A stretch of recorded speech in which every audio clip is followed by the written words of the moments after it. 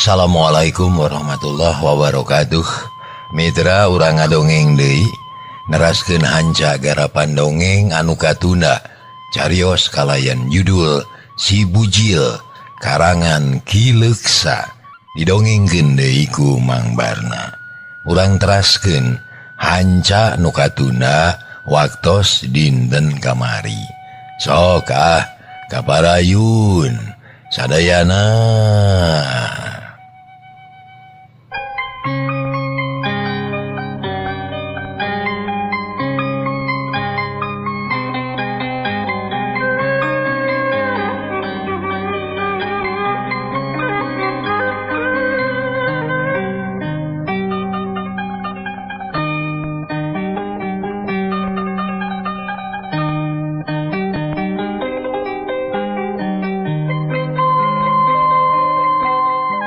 Mitra hanca nu katuna waktos dinten kamari teh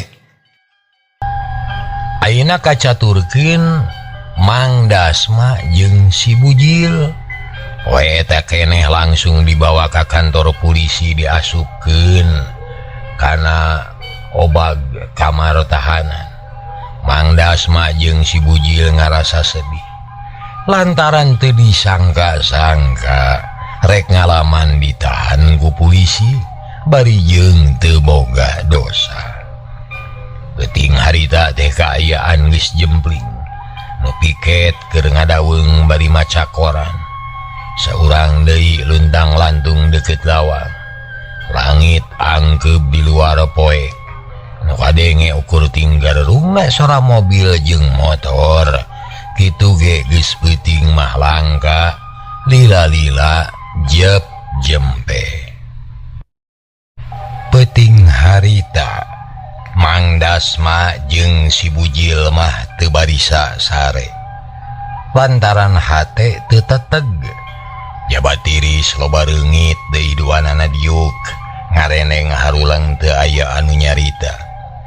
Lila-lila Si Bujil ngareret ka Mang Dasma anu kaciri kalamang nawung kulda poek. Mang, kumari geus kieu yeuh. Tapi ka iraha ditahan teh nya kuring mah ingat ka lamur ya ingat ka pamajikan. Aduh, kumahanya sing sabar Jil. Gede salah sahiji dodoja pikeun urang. Nah kuat adawa moalkeun sing sabar. Da geus kieu jadi nangan teu meunang aral. Anggur mah ngadoa kanu kawasa sangkan aya jalan pikeun ngabebaskeun urang. Keun mah teh sieun urang mah teu boga dosa. Cek Mang Dasma dari anaker. Untung Mang Ujar teu dibawanya. Mun Mang Ujar dibawa dia mah aya nu nguruskeun pagawean. Tapi kudu curiga dibawa-bawa yeuh. Mang Dasma curiga. Bisi anu hianatna teh aya di jero. Ras inget kana riwayat manehna jeung Si Bujil. Apan sasatna mah maranehna mah warga anyar. Da pamimpin heubeul mah Mang Ujer. Boah-boah kumaha Mang? Boah-boah urang teh dihianatan ku Mang Ujer. Ah mustahil. Teu percaya kuring mah teu. Eta ge karek kacurigaan. Memang Mang teu miarep ari tepi ka kitu mah. Teu miarep. Jep jarempe deui duanana ngaharuleng. Reungit barang ngeong nyarocoan ting jeletot. Atuh ting karplek nepakan reungit matak bosen. Bitis arateu ceuli pipi tarang raca tapak nyoco reungit. Kaayaan beuki tiis, beuki jembling. Mang Dasma jeung Si Bujil diuk pagegeye ngarah rada haneut. Sapeuting jeput teu bisa sare lantaran loba reungit jeung tiris deui. Katurug-turug hate sedih, pikiran kusut. Nya akhirna bray beurang. Kadenge aya nu lempang ngadeuketan. Barasat batre ka kamar tahanan. Mang Dasma jeung Si Bujil ngeureeceum serab. Teu lila geus leos deui nu ngontrol teh. raket sada panto muka gugur-gugur sadaan nyiukan cai. Mang Dasma ngarahuh ras ingat ke anak jeung pamajikan anu tangtu ngarep-ngarep saeutik ge moal aya sangkaan yen salakina aya di jero tahanan nyangkana mah keur usaha we meureun. Urang trek dikumahakeun nya Mang. Kumaha milik we atuh Cir. Buat turun milik goreng ieu Mang. Kumaha lamun tuluy dihukum? Moga-moga aya mujijat, aya pitulung pangeran sing percaya kanu kawasa urang mah teu boga salah. Piraku kudu nandangan hukuman. Tapi kumaha carana da buktina geus aya ieu. Geus dicekal ku polisi mun aya nu ngabela mah aya nu haat nulungan ka urang. Nya meus meureun. Cik si bujil manehna mah ipis pangharepan. Mata ke Jil pasrahkeun ka nu kawasa. Pikeun Allah mah nu kumaha wae ge. Upama teh manu hese jadi babari, nu bangga jadi endeng. Bikin Allah mah yang moga-moga we atuh Mang. Cek si bujil. Barasat cahaya sang surya moncor tina janela nyorot ka jero kamar tahanan. Hawa teu rada seger, reungit ngurangan, teu barang ngeong teuing cara peuting. Beuki lila beuki beurang beuki caang. Lila-lila mah hawa jadi panas. Di luar gandeng recok anu ngaromong. Kadepruk sada sapatu. Jol aya nu datang nangeui piring 2 sor ka jero kamar tahanan. Si bujil olohok, piring di dahar Mang. Teu sangga teuing. Moal diracunan gitu. Cek Mang Dasma manehna ge teu ngartieun. Kada kakarang ngalaman ditahan make jeung dibere dahar segala rupa. Hei, cok dalar. Kemun maneh paeh kalaparan. Polisi misalahkeun. Hei dar. Cek polisi anu merena leos ini. Si bujil jeung Mang Dasma silih reret. Terus tambah 2 anak ting calebak dahar. Dan memang beuteungna karasa murilit, lapar, atau ari geus dahar mah rada teteg meuisan. Kira-kira pukul 2 beurang. Joal deui aya nu datang ieu mah langsung mukakeun panto. Si bujil jeung Mang Dasma geus bunga. Samarukna rek dibebaskeun. Ari pek teh kudu ka kantor. Ngahadep kanu keur tugas. Mang Dasma jeung si bujil biuk dina kursi nyang hareupan meja nu mariksa. Sangaran si mengguring Dasma mana ge? Sangaran beri ngaret ka si bujil. Abdi sun. Sangaran bocil. Bocil mah bolu umbi cilemu. Nu bener. Sangaran maksud teh bujil mana we? Aya wae cenah Mang Barna. Aya kesempatan teh. Urang teraskeun. Mitra kaum dangu polisi nu mariksa seuri leutik. Terus nuliskeun ngaran si bujil dina buku. Mang Dasma ngarahuh si bujil olohok. Geus sabaraha taun melian rongsokan? Sataun langkung Bapak. Kumaha mimiteuna? Make bisa nampung barang rongsokan. Mang Dasma asa aya jalan. Berek dek mani capetang nyaritakeun riwayat dirina jeung si bujil. Ditetek daya nu kaliwati awal tepi ka akhir.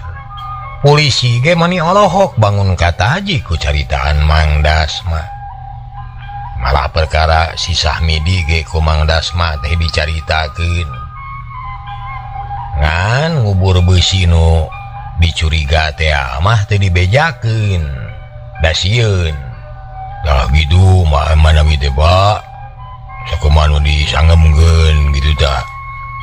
Oh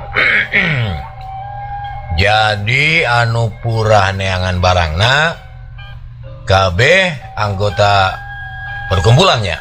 Leres Pak, abdi mah watos we kada rencangan hoyong ngabantu ngamajukeun bari sakalian abdi ngiring hirup. Da tina hasil ngajualan eta deh sieun lumayan gaduh bati rada badag gitu tah. Cek Mang Das mah estu polos balaka terang-terangan. Nya. Geneula. Tapi wayahna muawaka dibebaskeun. Sabab polisi keur ngumpulkeun heula data pikeun proses. Maksudna teh ngumpulkeun heula data pikeun diproses verbal. Polisi harita nutupkeun buku, Mang Dasma jeung si Bujil dijajabkeun deui ka kamar tahanan. Jepret pantona dikunci. Si Bujil narik napas jero terus ngusap beungeutna. Maksudna make hantem aya ditanyanya. Polisi mah api katu Jil. Naon-naon teh dumasar kana katerangan jeung bukti. Urang turutkeun. Narek dikumahakeun ieu teh. Ngan sing gede hate ulah nguluwut. Sok aya Mang. Minggu ieu teh giliran kuring kalemur ieu. Teu kayaki mah moal bisa balik mangka geus berat ka hareup ieu. Leuheung mun si Oneh ngarti. Jeung hampura kumaha lamun kabas bareto sok nyangka nu lain-lain ari teu balik teh. Mah geus ya teu loba pikiran tenang we. Rek bisa tenang kumaha cicing dinu kieu tiba berat ka hareup deui. Ingat ka si Oneh. Mang Das mah teu ngomong deui. Da nya kitu nama rek bisa tenang kumaha. Pikiran teu oleh rungsing hate ngarakacak. Bingung anu teu mangih tungtung, susah nu taya hinggana. Cag tuna heula. Ayeuna urang malikan heula ka tukang. Nyaritakeun Sahmidi jeung Darsa. Katut kanca-kancana barang geus ngadenge beja.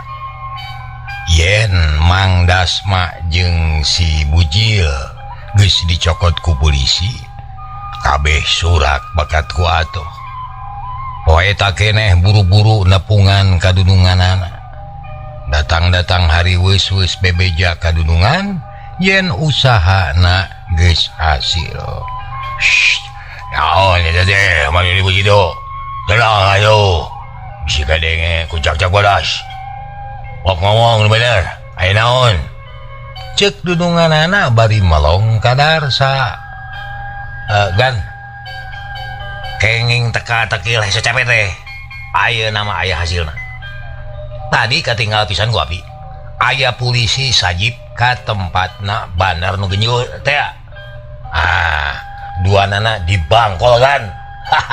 Dicanak ka kantor polisi kan. Kitu cek Darsa mani agul. Lantaran manehna ngarasa sugema usahana geus hasil. Syukur kitu mah. Da biasa mah teu cukup ku kitu we. Kudu aya duluina. Aya terasa kumaha kan? Ditangkap duaan macan cukup. Sagurang-gurangna kudu aya tujuan. Tah kulantaran gitu dewek miharap. Jangan ada usaha terus jalankeun. Mun geus aya anak buah si Bujil anu dikarabat ku polisi. Nagarareun.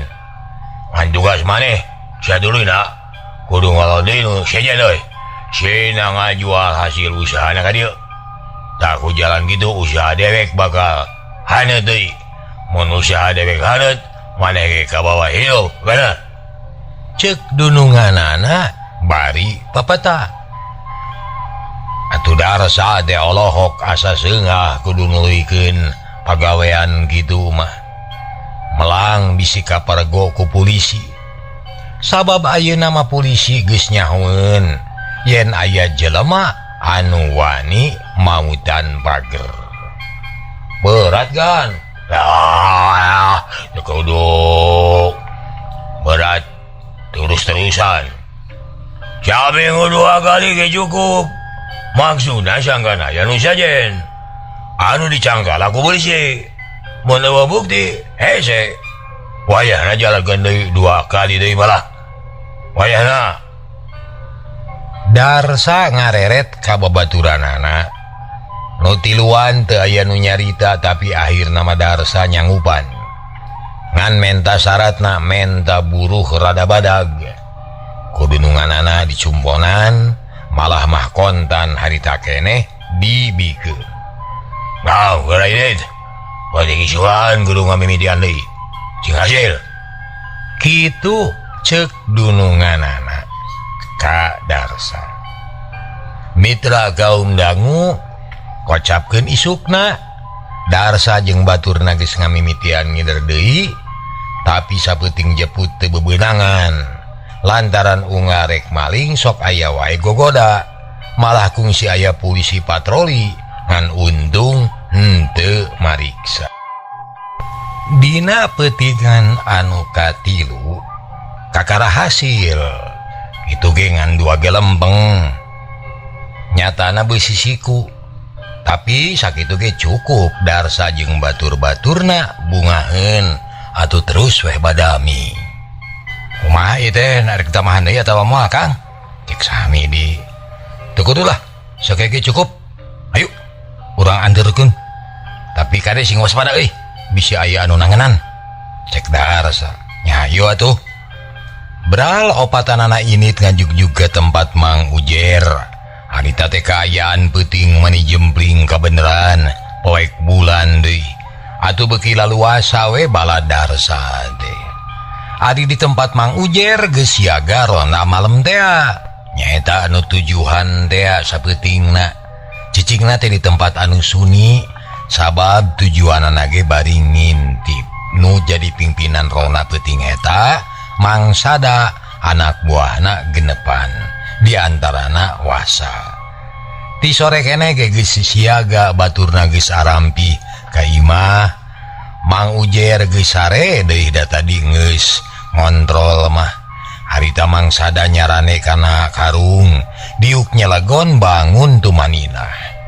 jegug-jegug sada anjing ngagogog Mang Sada curing hak ke jantung naratug masa enon Mang tadi euy beda rasa yeuh tenang we da batur geus dipernahkeun di unggah tempat mun aya naon-naon bakal aya beja tapi euy hate dewek teu puguh rasa yeuh mana deui batur yeuh eta teh yuk deukeut tiang listrik bejah di jalan sira nyebut heula di nu guni da buni Mang nya kajeun atuh jep biar ampe deui jangkrik di sada deukeut gawir ti kajauhan kadenge sora motor jiga nama barudak ngora anu babalapan pedah eta jalana lowong ari peuting mah kaayaan jembling mata keung Mang Sada gawena rara tereret kawas aya nu diteangan sedengkeun Wasa magis mimiti lalangutan teu kuat kutunduh tapi maksakeun beunta sabab sadar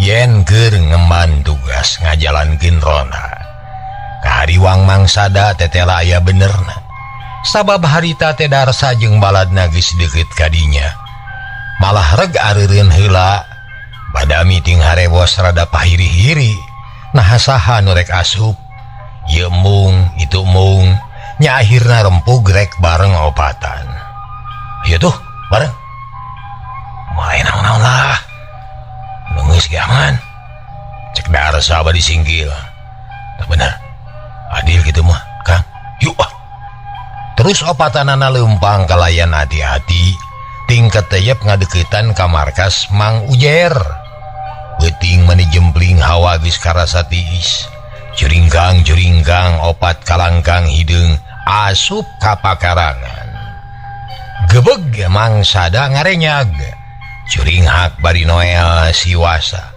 Nabi toel geus olohok kita tadi kene da manehna ge nenyo kana juringgangan bener wasa nenyo ku maneh saitu cek Mang Sada ngaharewos curugna mani ngacir nunjukan opatan bener Mang kumari sieu maneh kudu kalawang pegatan heula di dinya Mang rek ngomano barudak sieun ngapung eta bangsat sakurang-kurangna kudu aya anu beunang hirupan nya heula jep nuting harewos teh jempe wasa ngeteyep hati-hati pisan nurutan ucing anu ngintip beurit teu kadenge sorana bakat kulalaunan nya akhirna tepi kalawang ngandung harti geus aya tukangen balad darsa Mang Sada ngeteyep ngabejaan anak buahna padahal mah teu kudu dibejaan kabeh geus nyaraho yen aya jalma nyatana jalma asing anu datang maju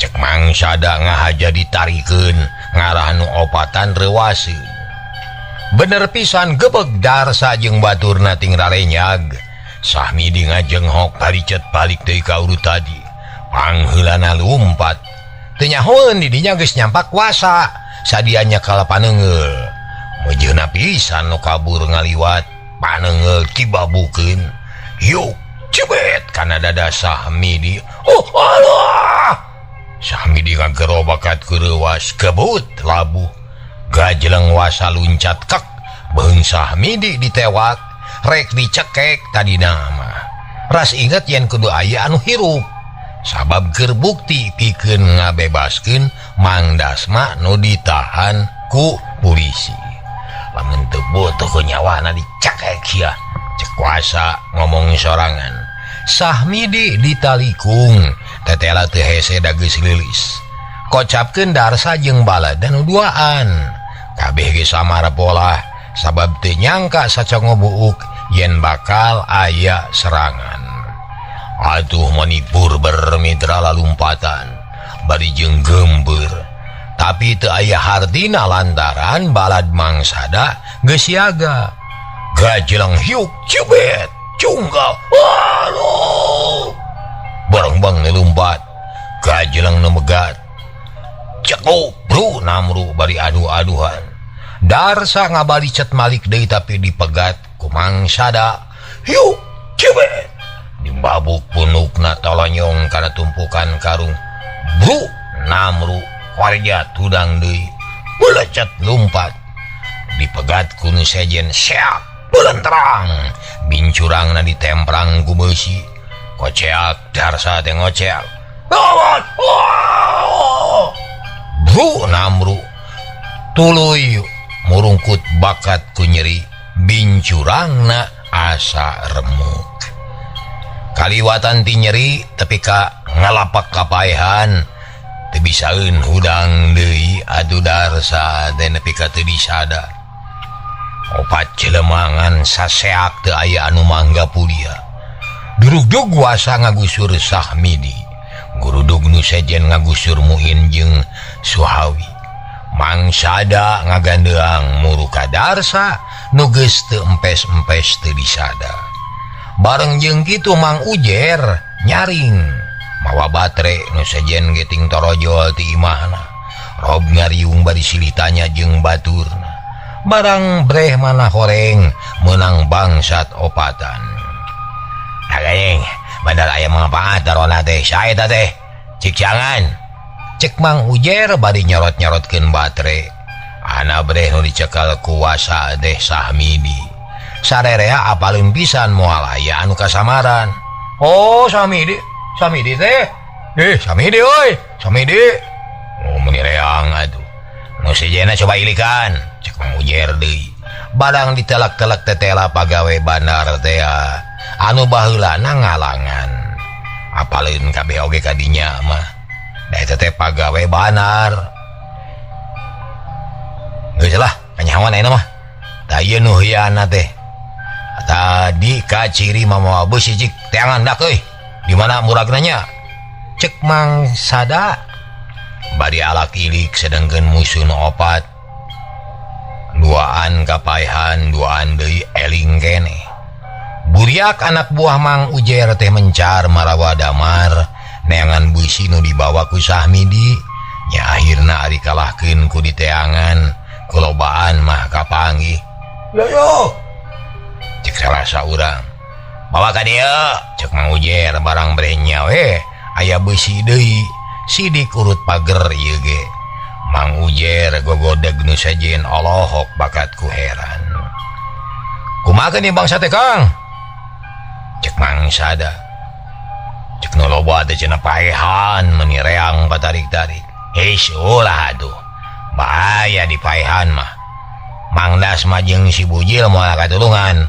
Sabab kuncina aya di ieu jelema. Keun lah di paehan urang dikeun ka polisi. Jadi bukti yen nu hianatna teh ieu. Cek Mang Ujer. Atuh sarereang ngarti ayeuna mah Darsa jeung baturna dibarogod, leungeunna dikatukangkeun, terus ditalian kana tihang listrik, opatan ditumpukeun. Tungguan euy, tapi ka isuk bisi kabur deui atawa bisi aya baladna deui euy. Mun bae ku kuring, anu kagiliran rona lah. Kudu ge rek bantuan nuhun. Cek sejen, anu teu kagiliran ngarona. Atuh tungtungna mah aya kana 15 urangna anu ngariung deh recok ngaromong nyaritakeun kajadian tadi. Eta kajadian teh lumangsung ka cida cepetna dina waktu singet opatanana geus namru sabab kabeh geus kapiheulaan babar katurug-turug geus aya kasieun ti kamari keneh. Cag mitra kaum dangu urang tuna heula.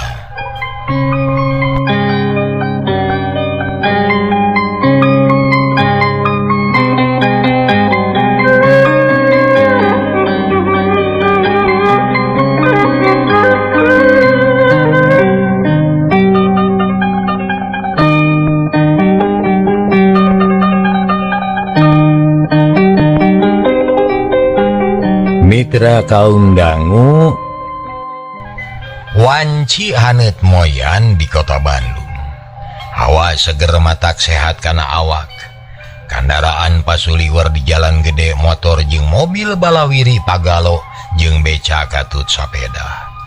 Manuk-manuk recet dina tangkal kai manuk galejera pating alabring sakapeung mah turun ka sisi jalan. Bangun anu lineuk naker tapi eueuh anu ngaganggu hare-hare hirup we jigana teh. Nya dina kaayaan kitu di kantor polisi geus rame loba jelema nu lepas piket geus beberes rek balik ka asrama nu karek datang jual-jual. Kira-kira pukul 8 Mang Dasma jeung si Bujil anu dikerem di dinya dibijilkeun ku patugas. Duanana digiringkeun ka kantor gek diuk dina kursi, duanana katara sepa. Kurang sare jeung loba pikiran, malah si Bujil masuk aral lantaran kesel dikerem dina tahanan geus aya opat peutingna. Patugas kapolisian norek mariksa geus nyanghareupan buku, nyekel pulpen. Mang Dasma jeung si Bujil pasrah lantaran taya hojah eueuh tanaga pikeun ngabela diri. Mana nu ngaran Dasma? Cek polisi. Abdi Pak, anjeun pamimpin perusahaan. Sumuhun Bapak, geus sabaraha kali narima barang menang maling? Ajan kali-kali ajan Bapak. Jawab anu jujur, sabab bukti geus aya. Basa pihak kepolisian ngayakeun pamariksaan. Sarta ngagaradah tempat usaha anjeun, di dinya aya barang bukti. Nanging da abdi mah teu rumaos mesieran beusi kenging maling Bapak. Maling mah abdi teh heran, naon make ditangkep, naon make ditahan, naon atuh dosa sareng kasalahan abdi teh Bapak. Mang Dasma maksakeun tumanya, matak bingung teu nyaho kana kasalahanana. Polisi narik napas panjang, anjeunna ngamaklum. Nu disanghareupan teh masyarakat awam anu tangtu can ngarti hukum. Bukti permulaan geus jelas anjeun melanggar pasal 480 penadahan. Memang kelasna handap keneh tapi tetap kaasup karena kejahatan di tempat usaha anjeun. Kapangi barang bukti mangrupa besi urut pagar. Nu anyar-anyar ieu kanyawan, pagar-pagar jalan, pagar kantor, pagar taman di kota, loba anu leungit. Arti, kahardos Bapak, nanging da teu rumaos Bapak. Tenang. Polisi moal ngahukum anu teu boga dosa. Anjeun keur dipariksa bukti jeung katerangan sejenna keur ditaliti. Ulah sieun mun bener teu boga salah. Daya hukum. Mang Dasma ngarahu si bujil mangeluk tungkul. Utek manehna butek teuing kudu kumaha ari nyang hareupan nu kieu. Bingung nu aya kalah inget ka pamajikan. Geus sabaraha poe ditahan? Opat din dan Bapak. Muga-muga sing tere beres perkarana supaya tere ngabukti. Nah anjeun teh salah atawa henteu? Nu nangtukeun mah pangadilan. Da polisi mangan ukur ngayakeun penyidikan. Mang Dasma jeung si bujil kerung atuh. Teu ngartieun nyahona teh asal ditangkep ku polisi mana komo jeung ditahan disebutna teh dihukum cenah. Padahal hukum teu cukup ku kitu. Ulah leutik hate. Mun bener anjeun teu salah bakal bebas. Tapi tangtu we kudu aya bukti anu kuat yen anjeun teu salah. Tah ayeuna saya perlu alamat anu jelas pikeun ngirimkeun naon kitu pemberitahuan ke pihak keluarga anjeun. Ulah bah, ulah sawios ulah diwartosan kula warga mah. Mang Dasma Nolak. Embu ngabejaan ka kula warga na. Da geus kasawang bisa kumahaeun teuing gembeurna anu di lemur. Mohon Pak, kula warga abdi oge ulah diwartosan Pak. Ulah Pak. Cek si bujil. Manehna oge sahate jeung Mang Dasma. Nah, padi teh kudu dijalankeun sabab nurutkeun peraturan sing saha nu ditahan. Kula wargana kudu dibejaan. Malah ieu teh kawilang elat sabab alamatna kurang jelas. Tah ayeuna saya minta alamat anu lengkap supaya surat pemberitahuan tereh tepi. Mun kula warga teu dibejaan, polisi engke nu disalahkeun. Mang Dasma jeung si bujil silih reret. Duanana teu bisa nyarita. Gua bingung. Itu bingung kieu susah tapi akhirna Mang Dasma ngawani-wani maneh nyarita deui. Bapak sakali deui abdi teh kaabotan Pak upami kula warga abdi diwartosan. Sawios engke bae upami abdi tos kantenan di panjara apa neme diwartosan ulah ieu mah Bapak. Ulah di panjara. Sumohon Bapak apa nu jahat mah sok di panjara sanes Bapak. Baheula memang gitu. Tapi ayeuna mah lain kitu. Kecap panjara geus teu merenah ayeuna mah. Sabab ayeuna mah ditibanan ponis ku hakim dina pangadilan. Lain di panjara, tapi diasupkeun ka lembaga pamasyarakatan. Lumatak ayeuna mah beuki meuweuh. Teu sarieun jigana teh. Alah, pohara. Beuki meuweuh nu jarahat teh mitra. Disebut teh ayeuna mah pancena lembaga pemasyarakatan. Hitung-hitung Mas Hantren cenah ayeuna mah. Nuhun. Nu ngarti kana agama oge teu sieuneun mitra ayeuna mah ku panjara teh. Nuhun. Da lebetna ge cenah ka lembaga pemasyarakatan ayeuna. Poharanya. Ayeuna mah cenah mitra di jero LP teh lembaga pemasyarakatan disebatan teh. Dibina, dibimbing, diarahkeun supaya babalik pikir. Malah dibere pendidikan agama, pendidikan keterampilan jeung sajabana. jadi cenah teu merenah mun disebutkeun di penjara deh cek polisi nerangkeun ka Mang Dasma.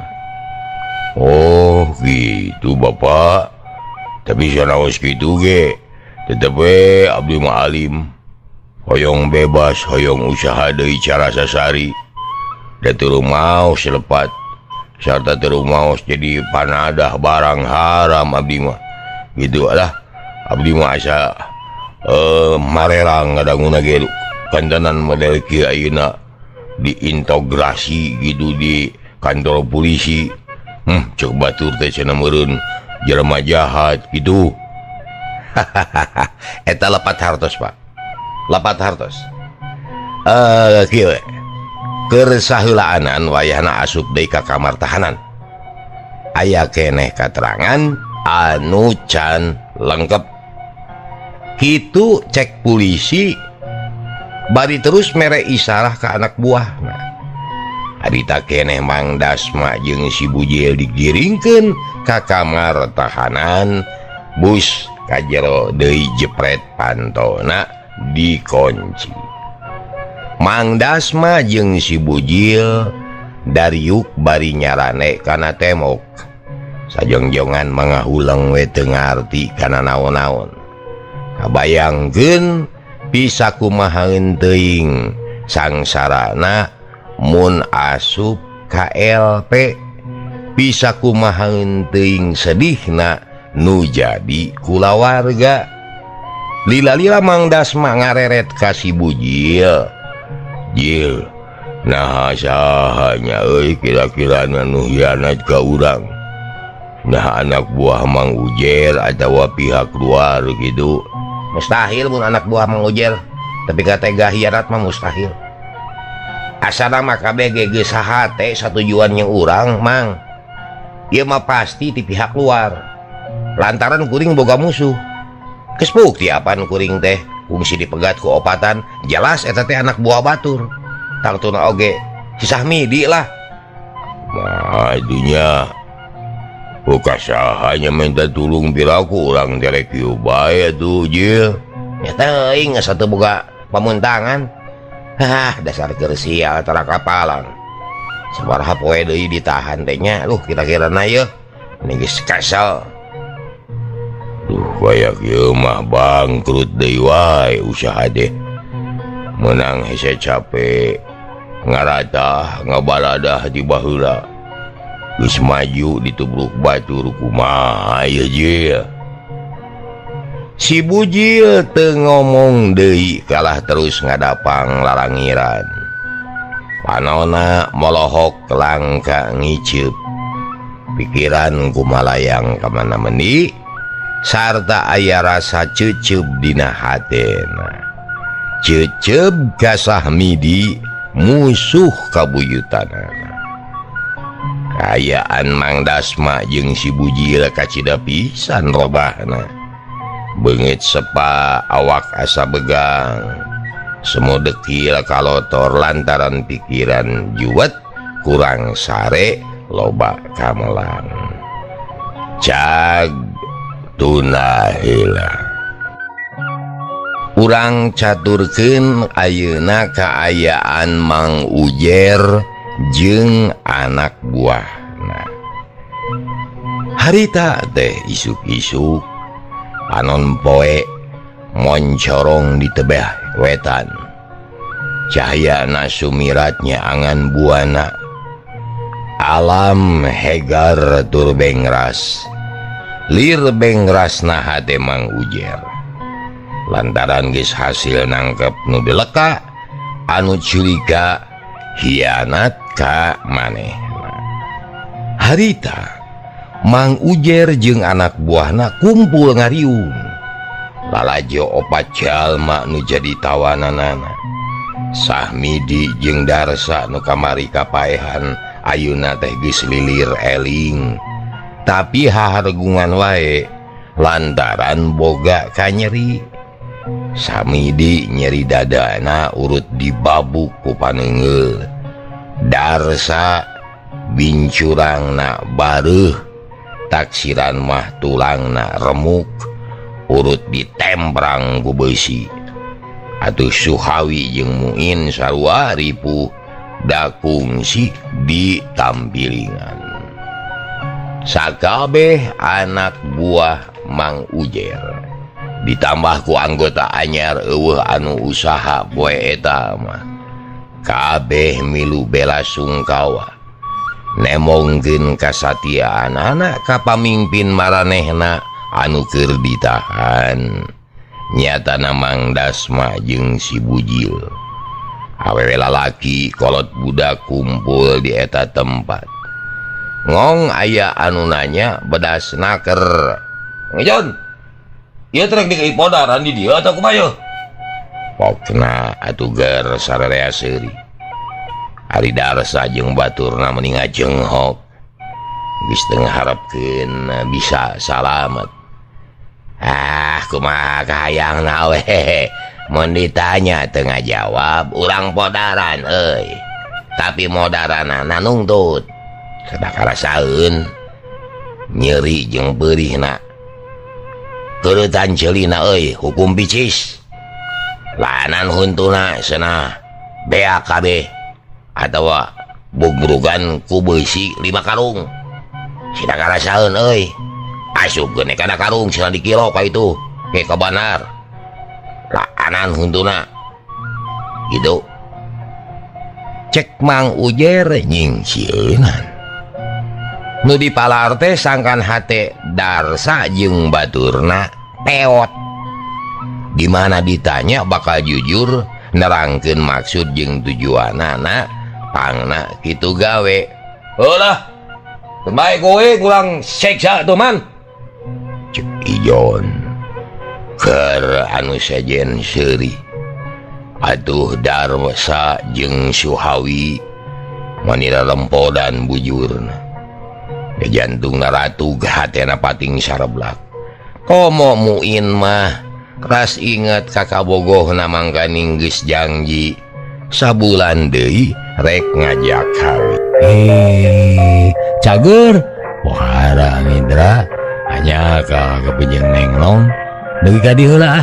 Hapunten samuday kalepatan insyaallah enjing teu pangdangu deui. Atur nuhun billahi taufiq wal hidayah. Assalamualaikum warahmatullahi wabarakatuh. Ciao.